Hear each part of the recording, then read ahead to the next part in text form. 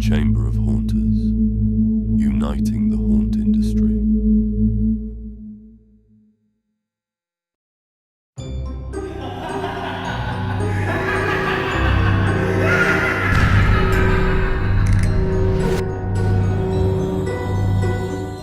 All right, I'm showing 2 o'clock. I think it is time to get started.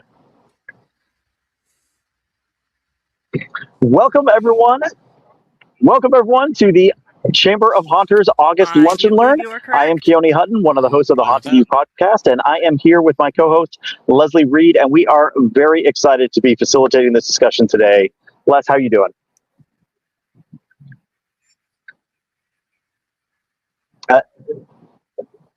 That is true. Really appreciate I'm all everyone's right. Looks flexibility like you're as in a I am different on the spot way than back from usual, Canada. but So that's always doing entertaining. this live from, at the moment, Harrisburg, Pennsylvania, but that will be changing as we go. Hopefully the signal holds out. Fingers are crossed. Well, we are very excited to welcome Dave Ferrier back to the Lunch and Learns. He has done several of the Lunch and Learns with us now through his company, Fear School. But Dave, you are here today to talk something completely different from what we have done before. You took it upon yourself to actually go out and survey haunted attractions, talking about safety issues that they encounter. And I am very curious to hear what you found through this survey.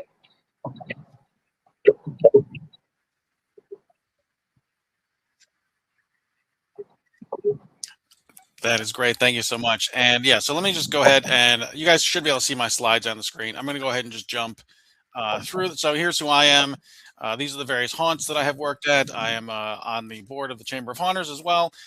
So this is sort of the stuff I do. And that's the character that I play when I'm in costume and makeup during the season. This is what Fear School does. I travel the country training actors and managers. I can help you run auditions and as well as look at your HR policies and practices. So I'm going to go ahead and just skip over the agenda here, and I'm going to jump right to the survey here because that's what you guys were asking about. So you're right. I took it upon myself to create a safety survey for the haunted attraction industry. I launched it in June of this year. And I'm going to put some of the data points up on the screen about the survey itself. So I had around 43 questions. These are how many responses I got, 263, which was great.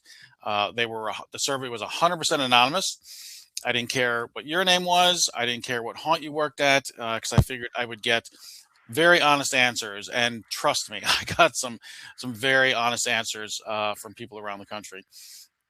So I also really wanted the responses limited to just last year. I didn't want people talking about, hey, this incident happened to me 15 years ago, because things have significantly changed, whether it's at the haunt or just in the industry.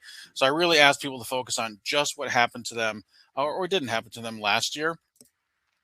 I got responses from every type of attraction imaginable: home haunt, professional haunt, amusement parks, charity haunts, all over the United States. And then who did the responses? I got the majority came from actors, but I also got responses from managers and owners and security and makeup artists and queue management and front of house. So that was great to see. And then here's a rundown of some of the topics I asked about. And we can dive into some of the individual questions when you want. I asked primarily about safety, but I also asked about training. I asked about leadership, guest behavior or misbehavior, the culture at their haunt, reporting and retention. And I also built this survey with the input from haunt industry leaders around the country. I won't name their names, but if I mention them, they are names everyone listening to this would recognize. So this was not done in a vacuum. I spent literally months building the Well, Dave, questions what inspired you and to go refining out and them do this in the before first I place? launched it to the industry. So there you go.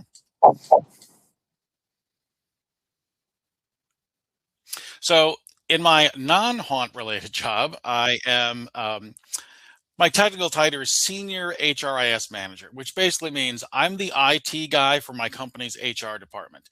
So I am dealing a lot with data and statistics and that sort of thing. So I got to thinking, I'm like, you know what? If I ask 10 haunt owners, hey, what percentage of your actors had a guest incident last year?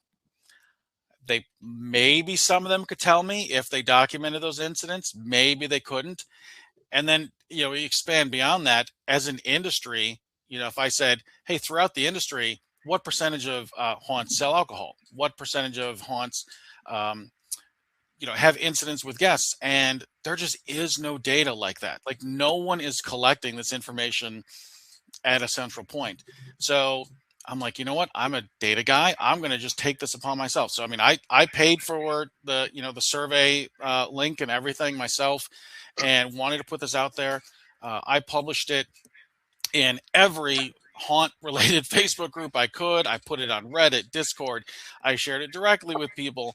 So I did everything I could to get my survey in front of folks, because there is no master list of everyone who works at haunted attractions. I mean, there is even no master list of every haunted attraction in the industry. I mean, I know the Scare Factor probably does the best job of that, but it's so that's how I did it, and that's why I wanted to do it, because we just don't have data, and without good data, I think it's hard to make decisions. And that's what a lot of what I'll go through in today's presentation is, okay, now that I have some data, what can we do with it, and how can we make it safer for our haunts and for our actors? So what kind of surprised you most about the results that we're going to talk about? Okay, so let me actually go into some of that's a great question. So what surprised me about some of the results? So let me show you some of the percentages. So the first thing I'm going to talk about is guest misconduct. That was some of the first questions that I asked in the presentation there. And so here's some of the reality of guest misconduct. And so you can see it coming up here on the screen. So these are the most frequently reported guest behaviors. Actors being touched, insults, sexually explicit comments, throwing objects, entering actor-only areas, intoxicated behavior. So I don't think any of these are a surprise. If you've been in the haunt industry more than a day, and been a scare actor especially, you've probably unfortunately experienced this. So now let's get to what surprised me. And so here comes some of the statistics. 55% experienced sexually explicit comments. 54% unwanted touching, 52% verbal abuse, 51 threats. And again, I want to be very clear. I am not stating that this is the industry as a whole. This is of the people who took the survey. I just want to be very clear about that. So this is one of the stats that surprised me, is more than half of our actors are experiencing explicit comments, verbal abuse, threats, and unwanted touching. I think that is unfortunate and disturbing. And we, as leaders in the industry, as well as haunt owners and managers, we need to do something about this, because this is not what our actors signed up for. I challenge anyone to walk into a McDonald's and verbally abuse the person behind the counter and expect to get their Happy Meal. But yet, that's what happens at haunts. Our actors get, physically and verbally abused, and that guest gets to continue the experience for what they paid for, and that shouldn't happen.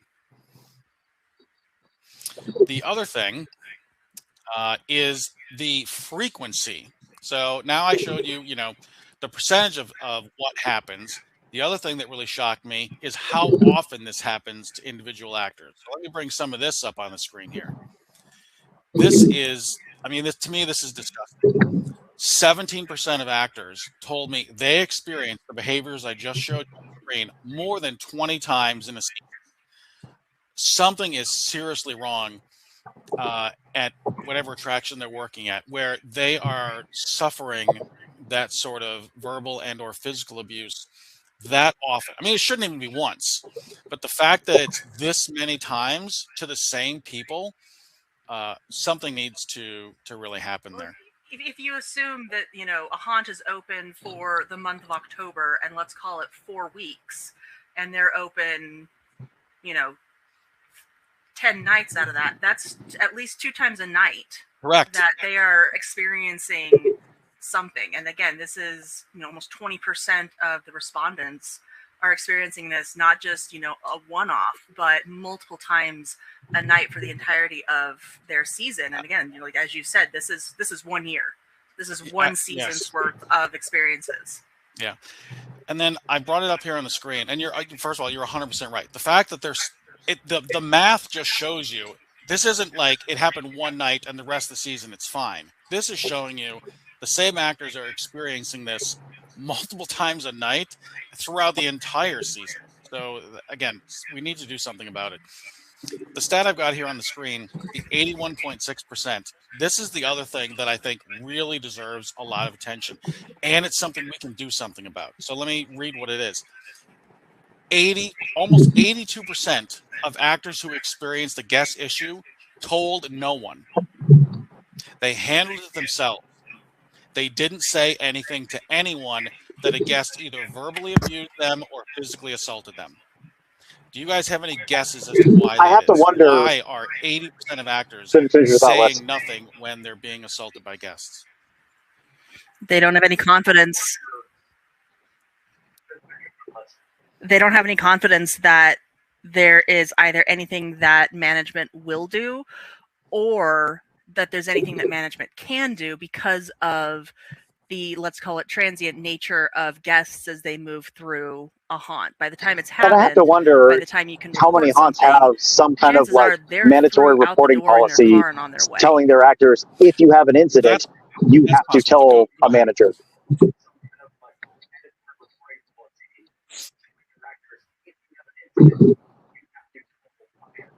And here's how you tell a manager, here's the resources and managers, here's your response plan. You guys are hitting all of the points and all of the gaps that my survey found. We have all the policies in the world written down. We have handbooks galore. We have warning signage. We put those warnings in videos on the website, signs hanging in the haunt, on the backs of tickets. We don't have a policy problem. We have an enforcement problem. So you're right, Leslie, that maybe they don't say anything because they figure by the time they say anything, the guest is gone. First of all, that's a problem right there. That actor should be able to immediately report the problem. But the first point you made is actually the one that most actors told me. They have no confidence that if they tell their leadership that anything will be done. So two things go along with that. One, leadership might not actually do anything. So that's part of one of the reasons why they don't say anything. The second thing is there's no follow-up.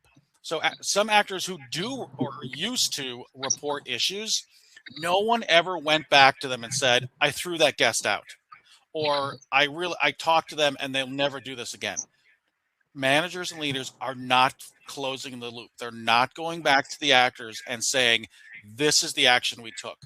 And it's only going to take 2 or 3 times of reporting and hearing nothing that I'm just going to believe, well, I guess they don't do anything. But maybe they actually are. I don't know why leaders are not closing that loop. Maybe for some reason they think, well, I handled it and that's it. I don't have to tell the actor. Wrong. You have to tell the person who reported it what the action was, because as you can see, they're just going to stop reporting and just deal with it themselves. And that is not what we want. Not at all. Okay, here's some quotes, and some of these I found disturbing, but I'm going to read a couple just for the sake of audio here. These are directly from actors. A customer came through with a gun and was pointing it at actors. Management shrugged it off and did nothing. Now, I don't have any context. No one knows whether that gun was real or not. It doesn't even matter. The fact that someone told me this in a survey just makes me sick. Some of the other comments, guests were making sexually explicit comments and touching actors without consent. I know a lot of girls in my haunt who were sexually harassed and grabbed and nothing was done about the guest. Threats, insults, slurs, and inappropriate behavior happen over and over, not just once. So our actors, they know what is inappropriate and what violates the rules. We need to do a better job of taking care of them and finding the guests and then closing the loop with the actors. So what I wanted to, now I've shown you what part of the problem is. Let's talk about one of the potential solutions. And this is, again, something, it doesn't cost anything except some time. We need to define as a haunt, so whatever haunt you're working at, non-negotiable removal criteria. In other words, a guest does this, there's no debate, there's no investigation, there's no court of law. A guest does these things, they are gone. and I'm bringing them some up here on the screen. You threaten an actor, you intentionally touch an actor, you harass them sexually, you go into an actor-only area, you display a weapon of any kind, or you're aggressive or unsafe, intoxicated behavior. Again, I don't care if you put them on your rules board, whatever it is. If a guest does any of these things, they should be removed from the haunt, period. One thing, I was on a podcast yesterday, and one of the hosts brought up another haunt that's in Salt Lake City, pretty famous haunt. Their owner implemented a rule where if one person in your group does something against an actor, for example, the whole group gets thrown out. And apparently, as a result of that policy, incidents have dropped significantly.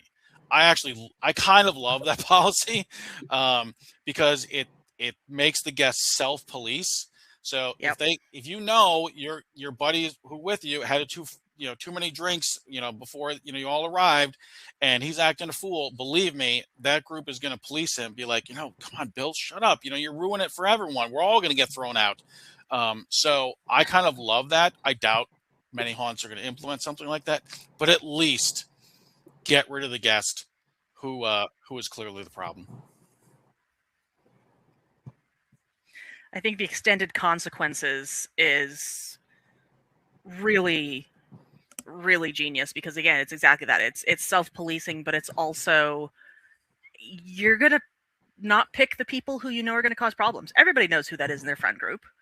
And if Yep. you know, because you experienced it once, that your entire group is going to get kicked out in room 1 and you've spent, $5, $20, doesn't really matter, you're not going to invite them next year or to the next haunt.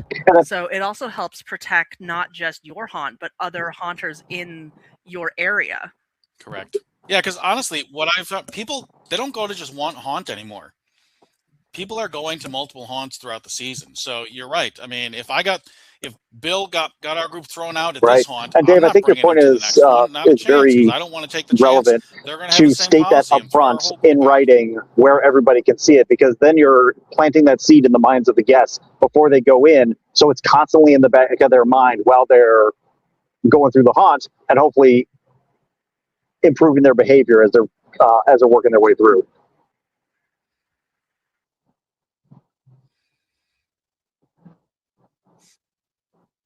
A 100%, yes. And I love the setup. So speaking of signage, we have, as an industry, great signage. I've seen, intro videos, that say all the things not to do. Don't smoke, no running, no weapons, no bringing alcohol, that sort of thing. No hitting the actors. We put it on the back of tickets. We put it on websites. We put it in the FAQs. We do front of house briefings. We are great at telling guests, don't touch the actors, as an example. They still do it, but we tell them not to. I have yet to see any of those methods say anything about do not verbally abuse our actors. If any of you can point to a haunt that has a sign or anything that says, do not harass, verbally threaten our actors or we'll throw you out, I would love to hear about it, because that is, I think, a huge miss. And from my survey data, more than 50% of actors are dealing with verbal abuse, sexual harassment comments. I'm going to hit you if you scare my girlfriend again. I think that is a big miss. That is something, doesn't cost much, but I think we really need to add as a rule and enforce it to all of those places. I'm curious what you guys think.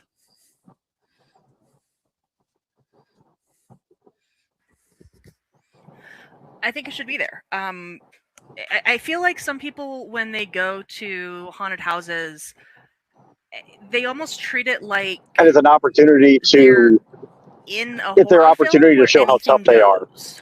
They want to show off for their friends. They want to show I off think for their that's a great girlfriend. analogy. Yeah. And I think it's too easy to take that a step too far. Yeah.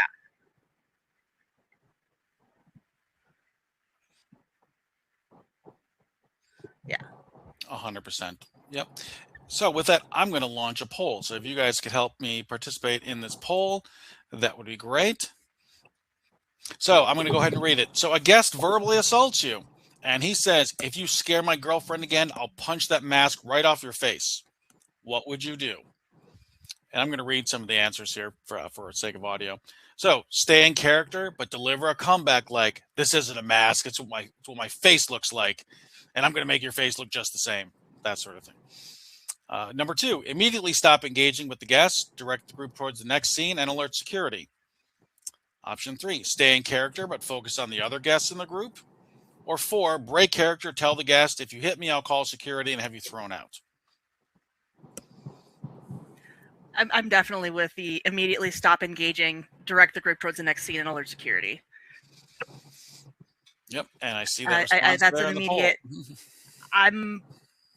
I'm all for, recommending staying in character, all of those things, but when it becomes a matter of safety, security, and these are the rules, I mean, how many actors won't do something because they're told you have to stay in character? Safety, character breaks. Correct. This is something, yeah, I totally agree with you. This is something, I've got a video coming out soon that talks about, like, what do you do when a guest, like, deliberately pushes you? But this is very similar. A guest verbally abuses you, sort of thing, or threatens, I'm going to hit you. This is very hard for actors to do because you're right. We are told stay in character no matter what. This is a situation where this is no longer a customer service issue. This is a safety issue. This is really no different than, something has caught on fire, in my opinion. This is what the actor needs to do. You don't have to really even say anything. You literally just have to stand there, neutral position, silent. And when they try and engage you again, just sit there in silence. There's the exit. Yes, that guest has ruined the scare for his entire group. And then, you get a hold of security, and they'll take the next steps there. But yes, that is, in my opinion, that is. Here, let me show you what the result is. So yes, that is, I believe, what the correct answer is stop engaging. Yep. I think the actor's safety has to be paramount right here. With a good description of that guest and the group. So we do have a question, though. We do have a question. If the haunt is big, could the flow of traffic be too high to be able to get somebody to tell? Okay, so the logic there is just like you said, it's too big for me to find a manager or security. Okay, so in my opinion, that's a problem right there. If you do not have access as an actor to a radio, or some form of immediate communication. I know there are some haunts who have, like, security cameras everywhere, and their actors literally do things like put their hands up in an X or pat the top of their head, and that tells whoever's monitoring, I need help right away. My haunt uses radios. Every single spot has a radio, and they stay off. The actors are trained how to use them, exactly what information we need to find that guest. To me, that is a poor excuse. My haunt's too big to find someone, so by the time I do, the guest is gone. That is in my opinion, that is a failure of security right there. That haunt owner needs to invest in radios or some other form of measurement like that, because as an actor, you should immediately be able to get a hold of people. Cell phones, in my opinion, are not the solution. For a number of reasons. Like, for example, plenty of actors wear gloves or things on their hands, and trying to manipulate a cell phone or take everything off and then try and text, because we also tell our actors, don't bring your cell phone to your spot. We know they all do anyways, but we tell them to stay off of it. So that's not an option. So in my opinion, that's a poor excuse from leadership of the haunt. Your haunt is not too big to find the guest. My haunt is a 1 mile long outdoor trail. I can find that guest because my actors have radios and have told me where they are, where the guest just left, and I run ahead and what they look like. I run ahead and I find them.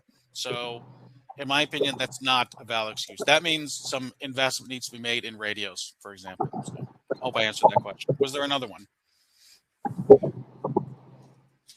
Nope, just that question so far. All right, thank you.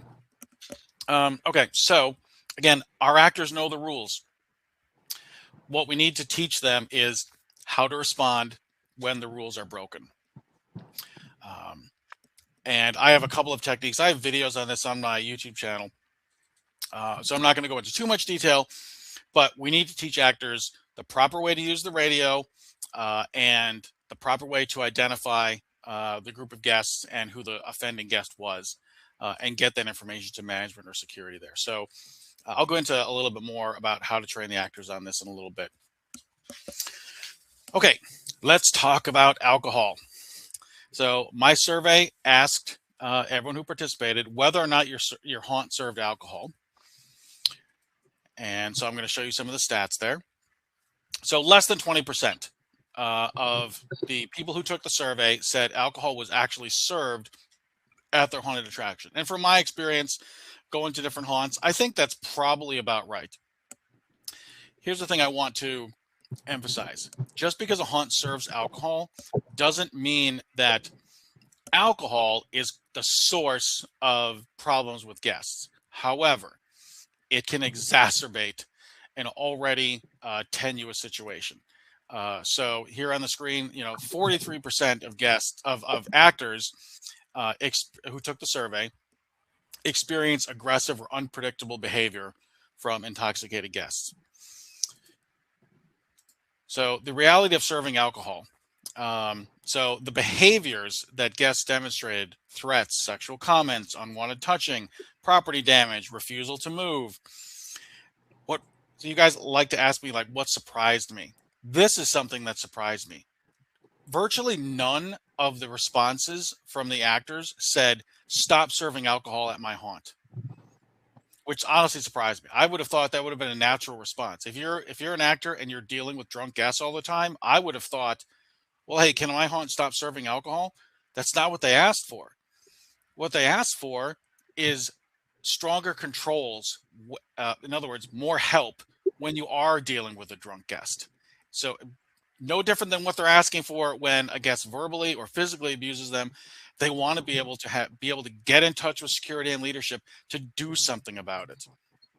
Here's some of the comments that the actors told me. Stop over serving. Don't let people come through if they're drunk. Minimize the drunk and disorderly customers. Follow the ones who are intoxicated. Better detection and removal. If they seem under the influence, don't allow them in. So again, none of these comments are stop serving alcohol. It's literally identify the person who's a problem before they enter the attraction. And so here's some of my solutions to that. So the first thing we need to do is establish a protocol about when a drunk guest is located. Sorry, let me go back to. So basically, the couple bullet points I've got on the screen here: define who can deny entry. So, guest is intoxicated. Who is it, literally, that can say you are not coming in? You are a safety issue. Define who can remove a guest like that. What is the criteria? Document all of this, and then determine if law enforcement should be involved. Here's the other thing, and I think you guys mentioned this at the beginning. We need to train our roamers, our ticket takers, our queue line, our front of house to recognize the guests who are intoxicated and could be a potential problem. And then they need to get in touch with management or security. And I'll give you a real world example from last year at my haunt. I had our queue line person, or our ticket taker, who checks the guests in on the phone, radio me and said, "Dave, I've got some guests here who are, in this case, they were high." And I'm like, "Hold them there until I arrive." She literally tells them, "Stand over here to the side, please." The rest of the guests keep going through. I show up, I give the signal, okay, let them walk through, and I follow right behind them. They know I'm there, and I have a radio with the little earpiece and everything. And I'm still in full costume and makeup. They know exactly why I'm there, and then I'm following them. In some cases, they don't like it, and they make all kinds of comments about it, and I'm fine with that. But guess what? They behave. I've never had an issue when I'm following behind a guest, and it's because it was identified before they entered the attraction. I think that is something that all of these groups of people, like I said, our roamers, ticket takers, queue line, need to. I don't know if it's they're afraid. I don't know if they're nervous or they don't think it's their job. We need to make it their job. If you think, and this, by the way, this applies whether the guest is intoxicated, high, or aggressive. If you notice any of those behaviors, let someone know before they get in the haunt. Don't make it the actor's responsibility to now identify the guest and figure it out. So I'm curious what you guys think about that sort of change of making those groups our first line of defense. Yeah, I think that makes a lot of sense because you're identifying the problem before they ever go in, which allows us to take preemptive action. You know, I'm in the Coast Guard, that's my day job, and one of the things we train on is the use of force continuum. And the very lowest level of use of force is called officer presence. And just having a manager there, a supervisor there, prevents a lot of issues from escalating. So I think you're absolutely spot on. We have to identify them early so that we can intervene and prevent it from becoming a bigger problem. Well, and I think it's also something, you put, most haunts put some of their most talented, actors who can engage, who can improvise in their queue line. These are also the people who are best suited to track and identify these. And again, most of the people, if they're high as a kite, if they're intoxicated, if they're already going to be aggressive, you're going to start seeing those things and hearing those conversations in that queue line. Yep. And that's one of the safest places for you to either pull them out and say, I'm sorry, you cannot go in. Your entire group needs to step aside. Or again, to bring somebody up and say, congratulations, you've earned a special follower. I like that. Yeah. Congratulations, you've been volunteered. You get to be followed. But you're going to start seeing those and hearing those conversations in the queue line well before it's going to become an actor's responsibility to track down, identify, and do that. So again, training, and this also doesn't necessarily minimize the number of people you have to train. I would still say train everybody, but you can target your training for response as well as identification to your queue line staff. Yep, 100%. So I've got another anecdote I'll relate. Again, I'm a roamer, so I'm checking out all my actors, roaming, and so I pass by the queue line and I see this this kid. He's probably like, I don't know, 18, 19, like 6'4", so I'm 6 foot, so he's even taller than me. And I hear him, man, if an actor comes up to me, and he's making like punching his fists motions, and I'm like, okay, there is no doubt, and he hasn't even gotten in the haunt yet. I'm like, there's no doubt this guy needs watching. Now, he hasn't actually done anything yet, so I don't feel justified like throwing him out now. But trust me, I follow behind them. They didn't like it. They made all kinds of comments. But weirdly enough, by the end, they asked to take their picture with me at like our photo opportunity. I guess I endeared myself enough to them. Now, I want to be clear. I walked the entire attraction with this group because, again, there was no way I was going to let them, be unsupervised with the way that one kid was acting. And guess what? They behaved. So I 100% agree, Leslie, that it's that queue line especially has to be one of the very first lines of defense because you're going to see it and hear it, maybe before anyone else does. Don't be afraid to say anything, even if you're not sure. Let security or a manager come over and check on them and be like, you know what, we need to keep an eye on these people. And the whole thing with whether they're intoxicated or drunk, this is not whether or not they're drunk or high. It's don't present it that way. You have to present it. This is a safety issue. Yeah. I had a group of 3 girls coming through the haunt. One of my actors radioed me and said, these girls are stumbling all over the place. Identified. I found them. 2 were okay. And I literally watched the one come through an exit, fall into a wall, and almost collapse on the floor. And I'm like, you're done. That's how I present it. This is a safety issue. I can see her laughing and having a good time, but you know what? So she had to wait in the parking lot while her friends continued on. And that's the exact way I presented it. So you were going to say something. I thought anyway. Okay. Let's keep going on with some of our other action items here. So again, big believer in data. I think this is something that if you don't already have on your incident reports, first of all, you should be tracking incidents, whether that's injuries, whether that's guest misbehavior, that sort of thing. You should be tracking those. And if you are, add a question that might not be there already. Was alcohol or impairment suspected in this incident? Track it. Yes, no, or we're not sure. because that will allow you as leadership and a haunt owner to be like, hey, you know what? It seems on every Friday night, we're having more alcohol related incidents. Maybe we need to add 1 or 2 more security people on Fridays. But without that sort of data, it's all just stories and anecdotes. So this is so simple. Add that line to your incident report. Was alcohol involved? Yes or no? And then at the end of the season, look, say, oh my gosh, every Friday we seem to have more alcohol related incidents than we do at any other night we're open. Let's add some more security. Let's tell that to the actors and the staff. Be like, hey, everyone, eyes and ears open. Fridays are our drunk night or whatever. Let's keep an eye on it. But without that sort of data, everyone is just guessing. Dave, that you bring up an interesting point there. Are you aware of any industry standard or guidelines that suggest what type of data should be tracked by a haunt owner? No. So that is a great question. There is not. Now, I know some of the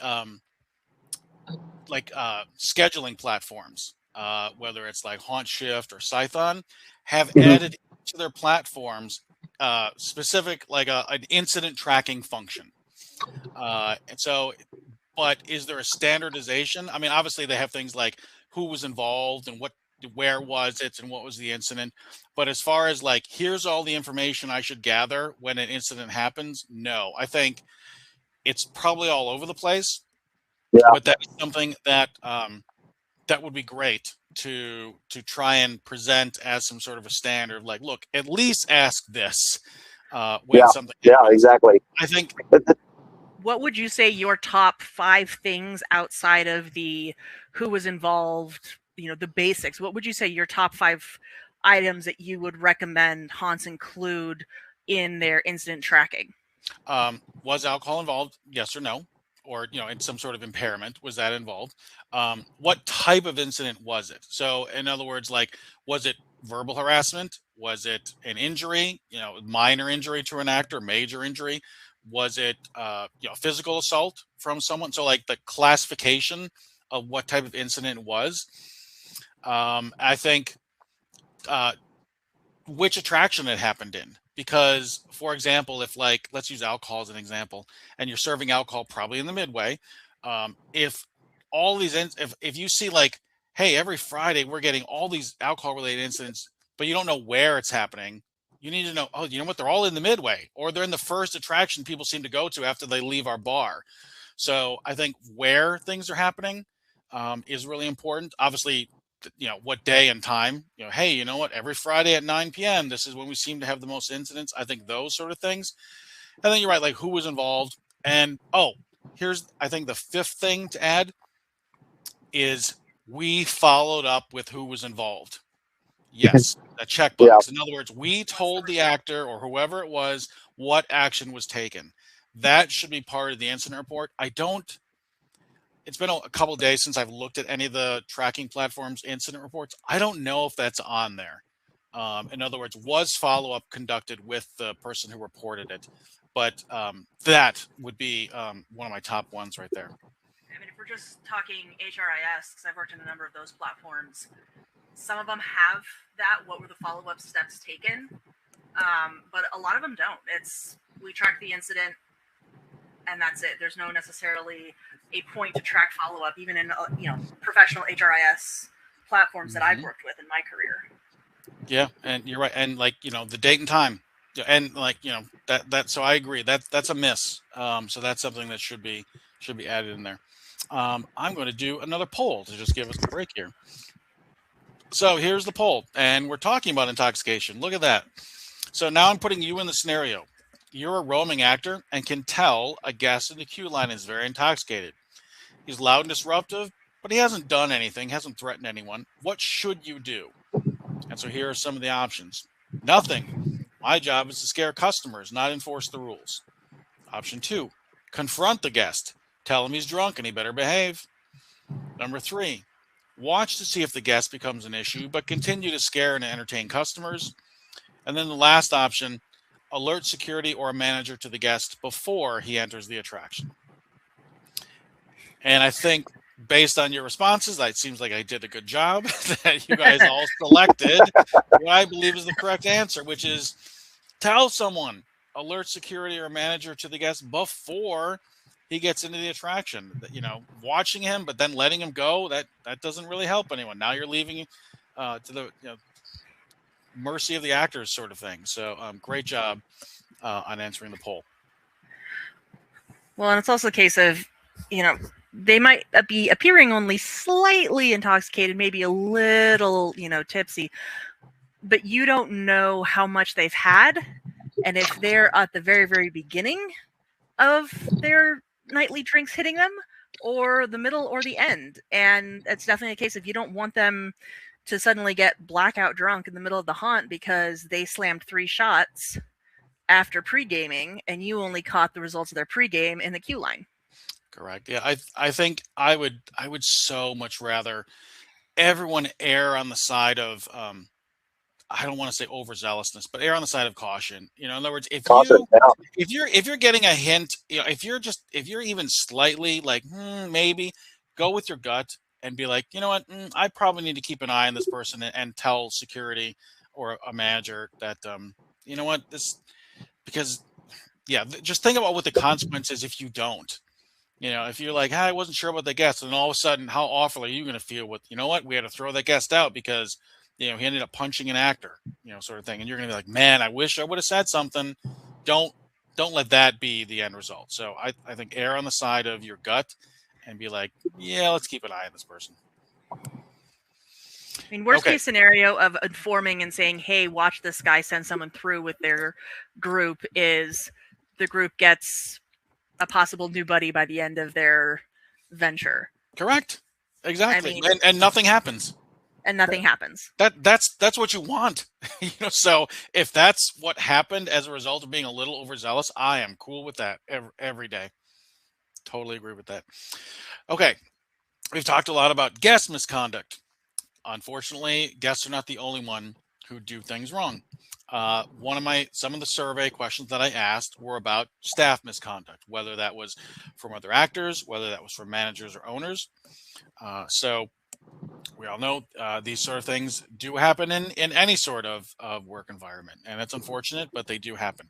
So I asked respondents about this too. So let's talk a little bit about it. So unlike with guest issues, where it was well over 50%, less than 50% of people who took the survey said they experienced unprofessional behavior from fellow staff. So that was encouraging. The fact that less than half experienced something. Now, again, by inappropriate behavior, it could be gossiping, it could be spreading rumors, but it could also be sexual harassment, inappropriate touching, belittling, verbal abuse. So I did the range of what different behaviors could occur. And thankfully it was less than half said and this, again, I only asked about last year. So I was pleased to see that. So that's a good news. However, how they dealt with that behavior, this is the concern for me. So if you remember, more than 80% of actors, when they had a guest issue, handled it themselves and told no one. It's only slightly better when we are talking about staff-to-staff issues. 71% of people who had an issue with another person on the staff, whether it was a fellow actor, manager, owner, handled it themselves and told no one. Again, that is a problem that we can fix. So here you can see on the screen, less than 30% actually told someone when they experienced inappropriate staff behavior. And the rest of them, the way this breaks down is they either dealt with it themselves, they ignored it, they avoided the person, or they confronted the person. Which, honestly, it depends on what the behavior was. That is not, in my opinion, that's not how the issue should have been handled. This should have been reported and let someone in leadership help them or handle it. It should not be 71% of people are just handling it themselves. And by the way, the reason they're handling it themselves is the exact same reason they're handling themselves with customers. They don't have faith that management will do anything, and they aren't getting feedback when they have reported it. No one is telling them, hey, you know what? We talked to that person. They'll never do it again. Or we fired that person based on, how severe it was. I'm curious what you guys think about that. I think there's a lot of nuance to this question, and I'd be really interested to see in a future survey if the respondents can give better examples of the types of situations that they were handling themselves. Because it's one thing to, have a coworker say something inappropriate and you tell them immediately, that was inappropriate, don't do that again. I don't think that necessarily needs to rise to the level of a manager intervention. Other behavior, absolutely, you should jump immediately to manager intervention, right? Yeah. But I also have to wonder how much of this management might have observed and did not respond because they did not determine that it needed a response from them, thereby leaving their staff to ignore it or deal with it on their own. Yeah, and I agree with both of you there. That and I'd have to relook through the particular selections that people made and do some analysis on that, like whether or not should it have risen to a need to report, if it was minor enough where it was a disagreement or two friends fighting or whatever, sure, I could see where the reason I didn't report it was because I just didn't need to. But yeah, I totally agree with you. I'm curious, do you have let me finish real quick. I'm curious, do you have any data on who the for lack of a better word, who the harasser was? Like, is this problems among other employees or is this problems with a manager? Because I think that changes the dynamic significantly. Let me go to my actual graph. And I think a caveat or additional condition of that too would be looking at age. Haunts, especially when you're talking, you've got an age bracket of staff from, depending on your haunt, from, high schoolers up through, adults.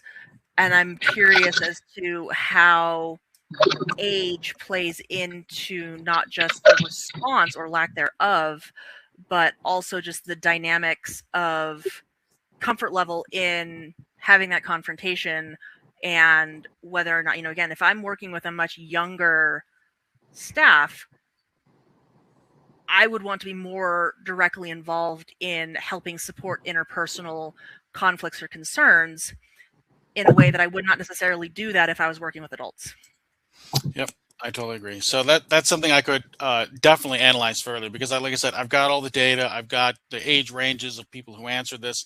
So, Kiana, your question was who was either reporting or who were they talking about?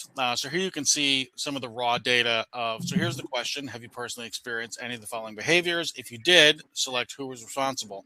So again, love to see that I did not experience, for the most part, is the largest line here. When it comes to the one that had the most responses, let me scroll down here. I think it was right here. Gossiping or spreading rumors was the one that was the most, and it was essentially actor to actor. That is who, but some of them experienced it only from management, and some experienced from both actors and managers. So again, it is a problem. It's something that obviously bothered people. But yeah, I agree. I could do some further analysis and say, okay, and maybe I'll add another question or two, if you didn't report it, is it because you didn't feel it was serious enough to report, sort of thing. So that would be a great for next year. So, I think that could go to provide some good context. Yep, I love that. And it also would provide context for future training. Hey, I don't necessarily need to train you guys to, not punch each other, but let's talk about, how we treat each other and engage in discussing other actors in a way that, is beneficial, and we're not just gossiping for the sake of, being nasty. Yep.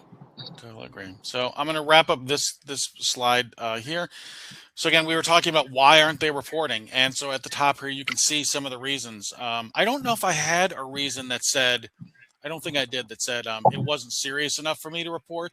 But that's something I would definitely add, because I think that might change some of the data.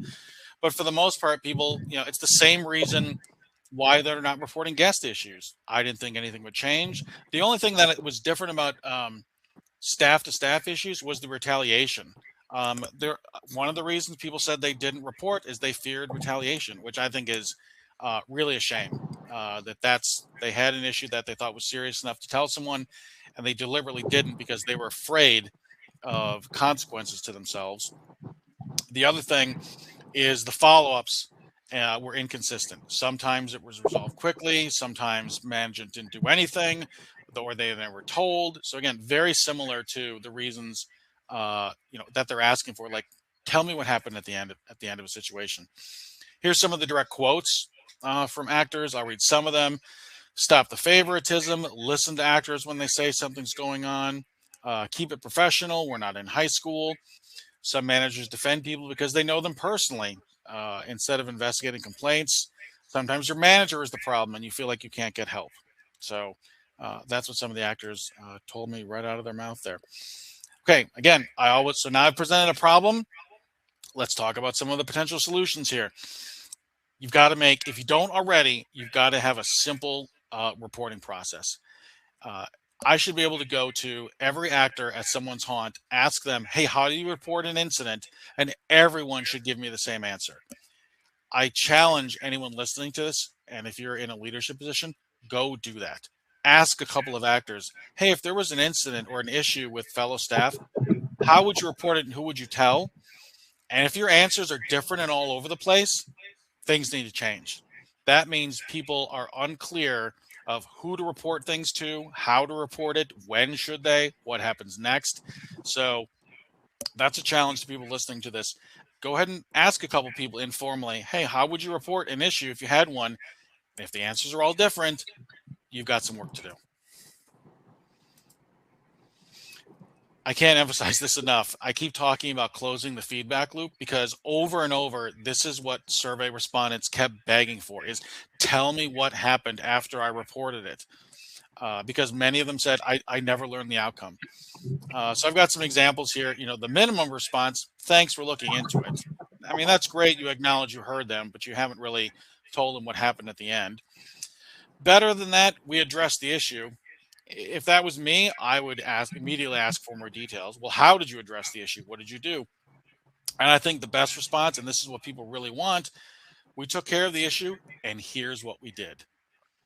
That's what people are asking for. I think our people deserve that, and that's what really needs to happen, because they don't stop reporting because the problem is there. They stop reporting when they think reporting it isn't going to make a difference or when it doesn't matter. My last action when it comes to reporting, again, I'm a big data guy, measure this. Again, if you are not tracking staff incidents, this is something that should be tracked as well, because this sort of data will help you in your training and your action items. So how many reports, what type, what was the resolution, how long did it take to resolve it? Did we have follow-up? And when did we do that? So I know these systems probably have tracking for guest issues, but if they don't have a category for staff to staff issues, that's something that should be added and tracked as well, in my opinion. And here's a question you can ask your staff at the end of the season. When issues were reported, do you believe they were handled fairly? If people answer no, again, you've got some work to do. I'm going to ask my last polling question of this particular session. So again, I've given you another scenario. A guest intentionally pushes a scare actor while walking through the attraction. Assuming the guest is located, what would most likely happen at your haunt? Now, I'm not asking what should happen. I'm asking, based on your experience, what do you think would happen? Or what's been your experience of what happened? So the guest is immediately removed. The guest gets a warning and removal if they repeat it. Security escorts them and evaluates what happened. it depends on the circumstances, or I'm just not sure at all. So I've got one answer. I think I'm probably going to get two. Okay, so this is very interesting. So what would most likely happen, the two examples that I've got here are a warning and then removal if repeated. And then the second answer was depends on the circumstances. I love these answers because I think they're honest. In my opinion, immediate removal. You deliberately put your hands on a scare actor, I'm sorry, you're taken out. There is no debate, court of law, judge, jury, trial. You deliberately do that, and I, as a leader, I'm going to immediately remove you. Now, what I love about these answers is it tells me that, and I bet if I asked other people at the haunts you represent, they might give different answers, and that's where the problem is. This is where I talked at the beginning about this clear criteria. If this happens, then this always happens. Again, if, in most cases there. That's what I think really needs to be the case. So let me just share the results with you guys so you can see it. And thank you for answering the poll there. So let's talk about developing leadership. This is something, again, that people mentioned and talked about in the survey there. So some of the complaints that people had about leadership, and this kind of dovetails with the previous slides I was talking about, was favoritism. That was probably one of the top ones. Lack of communication, lack of support, feeling undervalued. Now, any guesses as to, so the bullets that are here on the screen, which are like favoritism, poor communication, inconsistent follow-up, feeling undervalued, lack of professionalism, what do you think is the most likely result if this keeps happening to your staff at a haunt? What's going to happen after a while? They'll leave. They won't stay. 100%. This right here, if you want to quickly not retain your people, keep doing these things. Keep showing favoritism. Keep not following up. Make them feel undervalued. All of these are reasons that, because I asked a question on the survey, are you going to return to your haunt next year? 85% of people said yes. Of the 15% that said no, these are the top reasons they said no. Not a single person said it's because this is a tough gig. It's because I got hit last season. It's because the guests, threw a drink in my face. No, they leave, and I'll summarize it in one thing: because they don't feel valued. And that's a shame, but I don't blame them. So again, this is something that is easily solvable to retain your people. I don't know how many haunts actually track staff retention. I know some do, but that's something else that we should track: is how many people stay year after year. Now, some move away and that sort of thing, and that's fine. But if someone's leaving because of favoritism or no one made them feel valued, you should have intervened long ago. All right. I will start to talk about training a little bit here, but training your actors, your managers, supervisors, team leads, zone managers, whatever you want to call them, that should happen before your actor training. I'm a big believer in that. When I travel the country and I train both managers and actors, I always try and schedule the manager training on a Saturday and the actor training on a Sunday. And those same managers come back for the actor training on Sunday. And I do that deliberately because the content I teach the managers is different than the content I'm going to teach the actors. And it's obviously usually a much smaller group too. Leaders need to be trained on incident response and how to document things and conflict resolution and communication and how to report things and coaching. Because I know what happens in most haunts is you get promoted to, let's call it a manager, because you've been there a few years and you stuck around and you're a pretty decent actor, but that doesn't necessarily mean you know how to do good conflict resolution, or you know how to be a good coach to help the actors improve with their scare techniques. So leaders, managers, we got to train them on these specific things. As scare techniques are great, but we need to teach them these things too.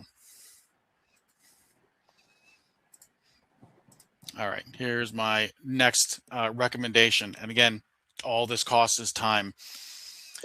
If one supervisor, so if an incident happens, let's say a guest pushes an actor, and if one supervisor throws the guest out and the next supervisor just gives them a warning, you have immediately ruined the consistency and the trust in your actors. Or an actor reports an incident, and let's say it's a staff issue. Hey, I told Bill, and Bill took action on it, but I told Steve, and Steve said that's just haunt life. I'm going to stop reporting things to Steve, and I'm going to go to Bill, or I'm just going to stop reporting altogether. You've got to create consistent standards amongst your leadership. So, the same thing has to happen for these actions here, whether it's guest removal or reporting or follow-up. The moment it starts to become inconsistent, that's when your staff is going to lose trust, and they're going to stop telling you that these things are happening there. I'm curious what you guys think about that. 100% agree. I think the most frustrating thing in my job is inconsistencies. Everyone has to everyone has to be empowered to act and enforce the same consistent standards. In the same way, on the same timeline.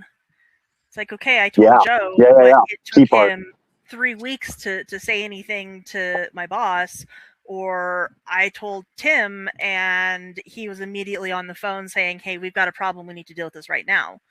And the other problem with that is, you've now started to divide up your haunt because everybody is going to know, oh, hey, we go to Tim, not Joe. Well, Joe is going to get upset about it, or, how it all trickles and snowballs into a mess that continues to divide and cause consequences for your haunt, your operations, that makes it harder to retain staff, to have the fun that we love and the reason why we do this. 100% agree. Yeah, I think that's a great point, is the timing has to be consistent, or, within reason, for when you report an incident, as well as what the response is, being consistent. Totally agree. Because as you can see here on the slide, actors, they have told me they are more than willing, not that they should, but they're more than willing to tolerate difficult guests. What drives them away is when they feel unsupported. That is why they leave haunts. All right, I promise we talk a little bit about training, because that's what I love to do is manager and actor training. And here's the thing, we are great, and I'm going to bring up some stats here. We are great at delivering scare actor training. 76% of people who took the survey said, I was trained on scare actor techniques and tips and improv and dialogue and all that sort of thing. 9% got nothing at all. I'd have to delve into, was there a trend among certain types of haunts? In other words, was it all home haunts, for example? I don't think so. But if you look at the screen, some of the other percentages are pretty low. Way less than half, 43%, received training on how to deal with drunk guests. Less than a third received training on leadership. So less than a third of managers are getting training on how to be a manager. Less than half, 41%, received training on how to de-escalate issues with guests. So we need to train actors, managers, everyone, how to deal with problem guests, how to report incidents, how to communicate on the radio. That is something I am big on, that I teach everyone at every haunt I go to, including my own, what information to properly give on the radio and how to describe a group of guests. So again, we're great at scare actor training. We definitely have room to improve on the other things that everyone needs to know. And here's what actors said, to actually have training. I mean, I think that's obviously in the 9% who got nothing. I mean, these actors are just begging for some instruction here. They want to be trained on radio procedures, how to use the radio and the walkie-talkie. They want their team leads trained in policy and procedures, how to deal with difficult customers. So, none of this is a surprise, but we need to spend the time and effort to train our people on these things and go beyond just teaching them how to scare guests. So I'm reiterating the point here. My recommended action: train everyone, especially the actors, on how to respond to a guest, radio communication, emergency procedures. We're probably good at like evacuation drills and that sort of thing. How do I deal with a drunk guest if I'm injured? I don't have this in my slide presentation, but now that I mentioned injuries, I'll bring it up here. I don't remember the percentage off the top of my head, but so many actors experience an injury and don't tell anyone, because unfortunately, I think as an industry, we've created this tough guy or gal culture that if I report an injury, they told me, I'm scared I'm going to be taken out of my scene. I'm scared I'll get in trouble if I report that I was injured, or I just want to push through it because that's the ethos or whatever that we've somehow created. I really think, and this is something that as leaders we need to emphasize, not just in orientation and not just in training, but maybe in every pre-show and after-show briefing. If there is an incident, whether it's with a guest, whether it's with staff, whether it's you got injured, please report it. Now, I'm not saying you scraped your finger and you pulled out a Band-Aid and you're fine. I'm talking about, hey, I stuck myself because there was a nail sticking out of the wall. That's a couple issues right there. Hey, I feel faint because I didn't drink enough water or bring enough water with me. I forgot my asthma inhaler and I'm having, my asthma was really bothering me last night. We need to create the culture that it is okay to say, hey, you know what? I have an injury, or I experienced this with a guest, or I experienced this with a staff member. We've got to create a better culture of tell someone when something happens. And I kind of already talked about this.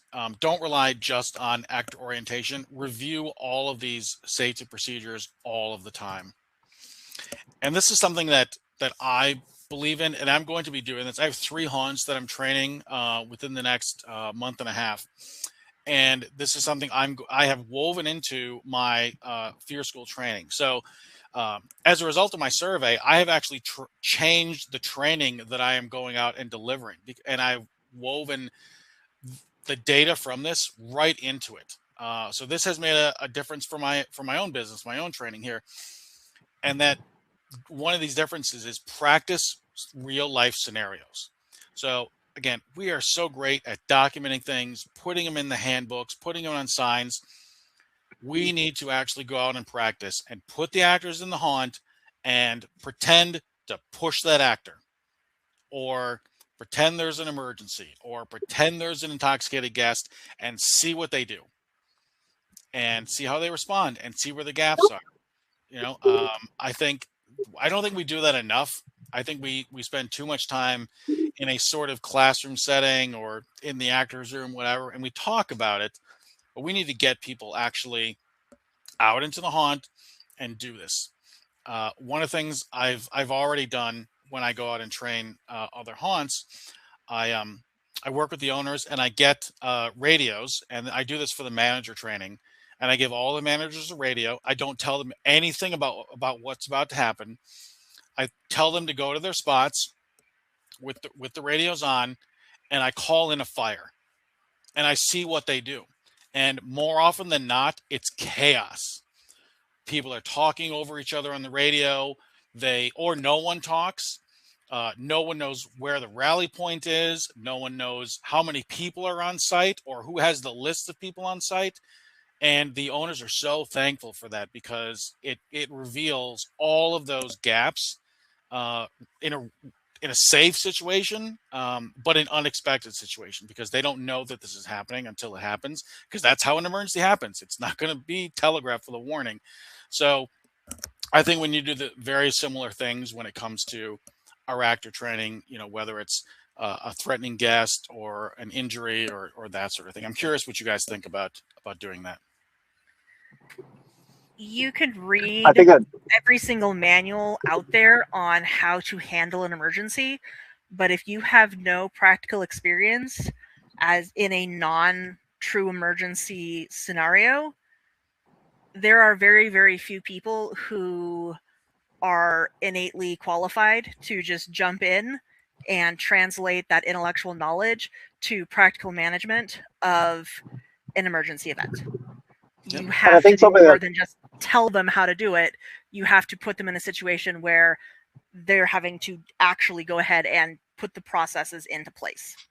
Yeah, and I think something that always gets overlooked is when you're actually put into an emergency and the adrenaline starts pumping, it's very easy to forget the things that you've read. That's why it's so important to train it to a point that it is muscle memory, so that when something happens, you don't have to think about it. You already know the actions to take, and you can just move into it. It's also a way to help find the people who can thrive when that adrenaline hits and the people who shut down. And shutting down is not a bad thing. It's not something that they should be penalized for, but it means that they're not going to be the person that you flag to be responsible for counting heads at a meat zone. They're the person that you're going to have doing something else. So it's identifying strengths and weaknesses in your team for the people who can and cannot handle that adrenaline hit in the way that is needed for the emergency that you're training for. Yep, totally agree with all the points you guys made. Yeah, so practice these things in a safe environment, because you don't want to be practicing it for the first time when the emergency is real. So, all right, I've kind of summarized what I believe a lot of the improvements we can make into the next slides here. So again, what's encouraging about this, I don't want everything seeing doom and gloom. These things are solvable. The gaps that the survey identified are things like communication, consistency, training, reporting, and then enforcement. Again, we don't have a policy problem, we have an enforcement problem. I'm going to reiterate again, the things that our staff want: better training, better communication, more radios, a better reporting process, better consistency, better guest enforcement, and then follow up and support after an incident occurs. When it comes to radios, I am a huge believer that every spot, not every actor, every spot should have a radio, and that should be the primary method of how actors communicate, whatever it is, whether it's my costume fell apart, whether it's my wall is falling down, the fog machine is out of juice, a guest just hit me, I don't feel good, all of that stuff. I think radios are an investment every haunt owner should make. My haunt invested in that last season. Every spot has a radio. We trained all the actors how to use them. The radio stays off until it's needed. As soon as they need it, they radio whoever it is. Most of the time it was me. I tell them I'm on my way, leave the radio on in case I still need to get a hold of you. And it worked so well. And it was totally worth the investment. I know, like I said earlier, there are some haunts who use cameras for that sort of thing. And as long as someone's monitoring those real time, that can definitely work. I really don't believe cell phones are the correct method. I think there's too much of a lag, and you've got to have all these different numbers. And if you've got gloves or anything on, it can make it very difficult. So I think radios are definitely the way to go. And here's some quotes from actors, and it's just reiterating everything I just said. Add radios, train the team leads, more communication, consistency. That's what they're asking for. Here's something that I think is another easy thing to add is nightly safety briefings. And I know at the end of the haunt, all we want to do is get out of costume and makeup and go home and take a shower and everything like that. But leadership, essentially, they should always be the last ones to leave the haunt. They should be, because again, now we're going to start documenting all these things. This is when we review, hey, what incidents occurred tonight? Were there any issues that are still open that we need to follow up on? I think those sort of safety briefings should start happening if they're not already. I already talked about this. Scenario-based drills. A guest threatened you, a guest pushed you, intoxicated guest, missing child. I don't know how often that happens. Severe weather. You got to evacuate the whole haunt. Do scenario-based training when you can there. Continuous improvement process. So at the end of the week, get together. Hey, what worked? What didn't work? What trends are we seeing? Because again, we're going to start collecting more data with our incident reports, and what trends, Friday night is drunk night. So what can we do on Friday night, for example? No one knows how to report an incident. We need to train everyone how to report incidents properly. And again, the only way we can get this data is we have to track it. We've got to track the incidents, the injuries, the guest removals, the drunk guests. We've got to track all that sort of stuff if we're not already.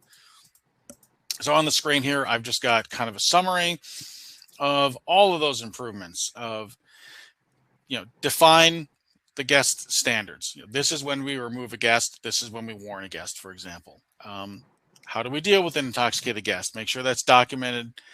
Train actors on how to do that. Simplify reporting. Close that feedback loop. Give them feedback. Train the team leads. Conduct safety refreshers. Practice the scenarios and make them realistic. Look at the incidents and build a culture where people feel heard, because that's what's going to keep staff around and keep your retention up.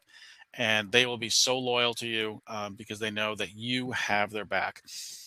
One of the things, I have this in some of my videos, but when I've had to confront guests, I've literally had multiple guests. I said, did you push my actor? After I found them, and most of the time they say, no, it wasn't me, man. And my next question is, who do you think I believe, you or my actor? They don't even bother answering the question. And my actors know that, and they know I believe them by default. And it really makes a big difference because they have had no issues telling me, hey, Dave, this happened, this guest did this, or whatever it is, because I have shown that I have their back. And I think they're not asking for much, but I think they deserve that. So that brings me to the end of my presentation. Do any of you have any other questions about the survey or recommendations or anything I talked about in today's session?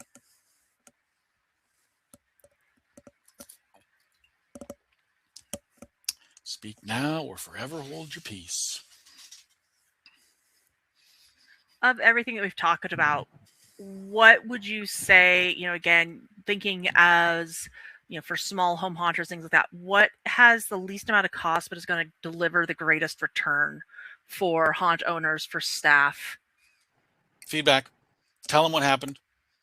I think more that, it was so clear over and over and over again. They were just begging, I reported it. Tell me what you did. And I even have a video I did. Look, I'm not saying drop so let's say, I'll paint the whole picture here. Actor tells me a guest deliberately pushed him. I find the guest. I throw the guest out. Do I need to run back to that actor's spot and tell them during the show, hey, guess what? I threw them out? No. Will I tell that actor at the end of the show or the next day when they show up? Absolutely. So it doesn't have to be drop everything and guess what? I threw the guest out. That isn't what I'm asking people to do. But at the end of the night makes the most sense when you see the actor. Hey, guess what? The guest that pushed you out. It's such a simple thing, and I'm not sure why it just isn't happening. My personal belief is that people just think, oh, I took care of it. The actor doesn't need to know. They need to know. They made it very clear. They want to know. They deserve to know. So I think to answer your question, that is the easiest thing to build that trust and loyalty with your staff. Tell them what you did. I think you're right on terms of why I took care of it. I don't really need to say anything. I think the other piece of it is because I've seen this a lot with, in working in industry and HR and everything else. It's oh, I can't share that information. It'd be gossiping. Well, no, it's not gossiping. It's telling somebody you had an issue. I took care of it. This is what happened. You are no longer in a position where you're going to have to put up with that. Please let me know in the future if something else happens. So again, it's that kind of combination of you're not gossiping, you're sharing legitimate information to make your staff feel safer because this is what they need to know about what happened. Correct. And I think where that is more likely to happen is probably with staff to staff issues. Yeah. And so I'll give you another, this is a genuine scenario that happened last year. Is actor came to me at the end of the night and said, hey Dave, this other actor was leaving his spot, coming over to, it was actually his girlfriend, and I'm not going to repeat what this person said, but it was so beyond what, I mean, I had to ask him to repeat it. I was like, he said what? It was, let's just summarize it as sexual harassment. And thank you so much for telling me. I'm going to handle this. I located that individual, pulled him aside privately, because I'm a big believer is you counsel or coach in private and you praise in public.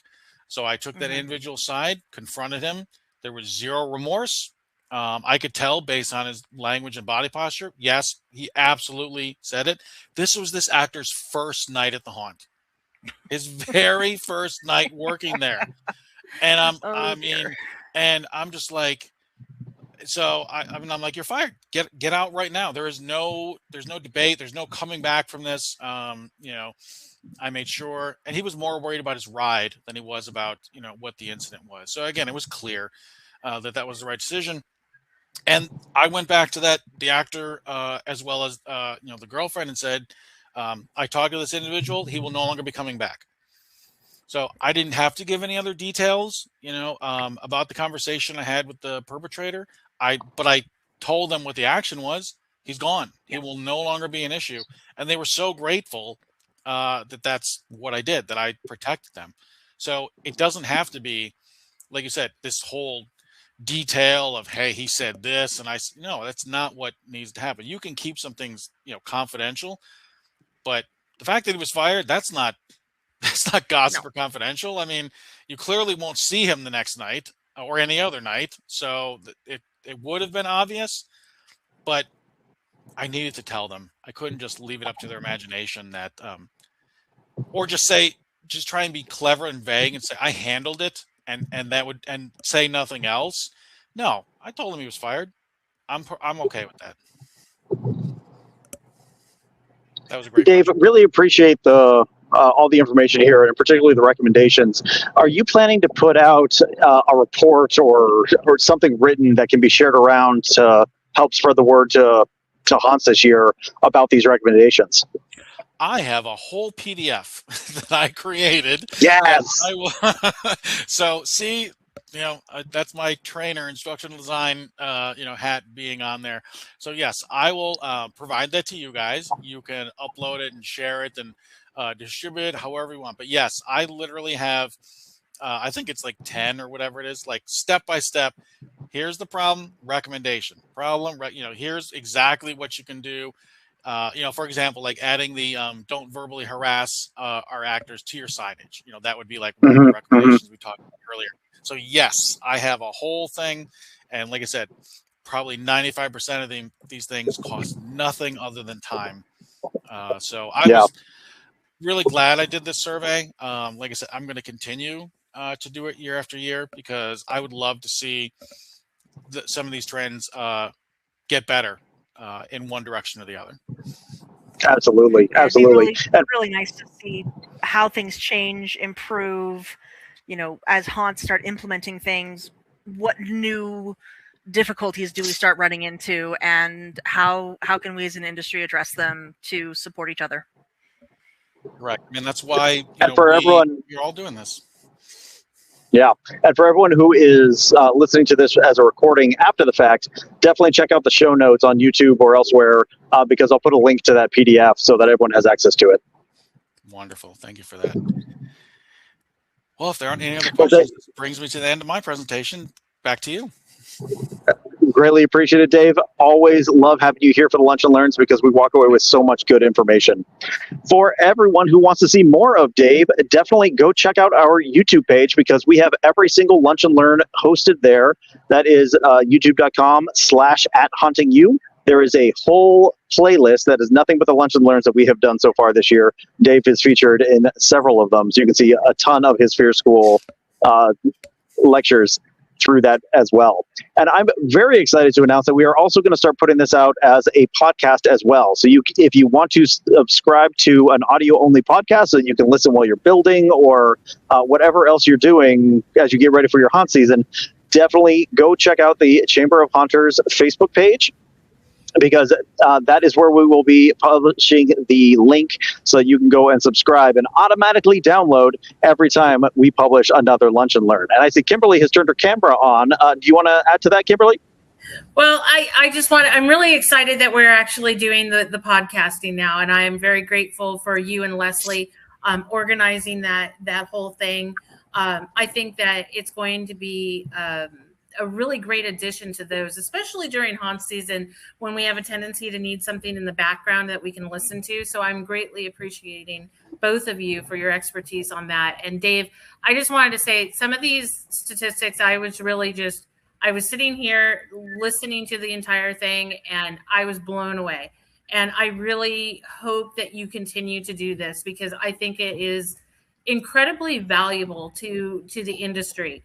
Because a lot of people don't even know that this is happening, yet alone what the statistics are. And so thank you for doing it. And I really, truly hope that you continue doing it because it is such a great importance to everybody that's running haunts out there. So thank you all. On it. You can count on it for sure. And it makes the actors feel heard. I think that was one of the biggest benefits. They felt heard. Some of them maybe for the first time. So that in itself is just, it goes to show you how much the information is needed. And so if they have an avenue that they can get their side of every story out, I think everybody can learn something from it and be able to vocalize that, and having the platform, and Leslie and Keone doing such an amazing job in broadcasting it. It's just such a winning combination. Thank you all so much. Sure. Yep. Thank you, Kimberly, for putting these together. We really appreciate that. Dave, you want to give a quick shout out for Fear School and where people can find it? Sure, absolutely. So fearschool.com, pretty easy to remember. That's how you can get a hold of me. My email address is on there. My phone number is even on there. And then if you want to find my YouTube channel, I've been posting a ton of videos there. It is fearschool.com.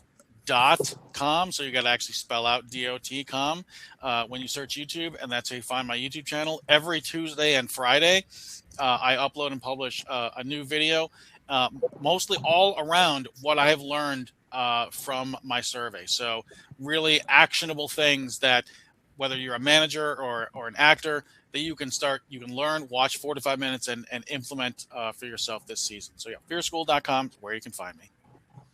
Perfect. And if you want to see more of Leslie and I, definitely go check out the Haunting You podcast. You can find us at hauntingyou.com with just the letter U, or anywhere you download your podcasts. I think that is a wrap for our August Lunch and Learn. Please come back the fourth Saturday in September, and we will see you for our next. Thanks so much for joining us. Thank you. Thank you, everybody.